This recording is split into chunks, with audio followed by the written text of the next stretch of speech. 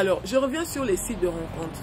À toutes les personnes qui rêvent de trouver l'amour via les sites de rencontres, sinon via le monde virtuel, les réseaux sociaux et autres, quand vous êtes dans votre pays d'origine, si vous êtes en contact avec quelqu'un qui vit par exemple en Europe, vous devez toujours avoir un plan B. Je vais parler de celles qui rencontrent quelqu'un et de suite le monsieur vient la voir et de suite le monsieur l'épouse. Des fois c'est une chance parce qu'effectivement c'est une chance de rencontrer quelqu'un qui tout de suite nous parle de mariage. C'est une chance. Mais à côté de ça, des fois c'est un piège parce que avant de se marier, il faut d'abord faire connaissance. Vous comprenez, non? Il faut faire connaissance. Moi j'ai dit à beaucoup de filles de trouver des activités, c'est-à-dire avoir des petits boulots.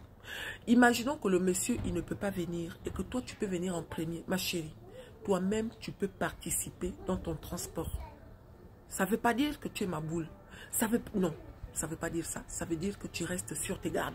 Maintenant, si le monsieur, il veut tout faire, c'est-à-dire que lui-même, il veut te payer le transport, t'envoyer les papiers autres, tu dois parler avec le monsieur en lui disant que quand je vais venir, est-ce que c'est possible que je puisse descendre chez la famille, chez une connaissance à moi, histoire de bien faire connaissance. Si la personne refuse, ok, mais tu peux toujours lui faire comprendre que en dehors de lui, tu as besoin d'être en contact avec d'autres personnes. Parce qu'il y a des gens qui, quand ils rencontrent une personne, tout de suite, ils cassent toutes les personnes qui sont autour d'eux. C'est souvent l'erreur. Nous qui sommes venus en Europe, là, avant de venir, on a été en contact avec beaucoup de gens. La majorité ne nous parle plus. La majorité nous considère aujourd'hui comme leurs ennemis. Sauf que, demain, quand ces personnes-là vont arriver en Europe, ils vont se rendre compte en fait qu'ils auraient dû garder le contact avec nous parce qu'on n'était pas leurs ennemis.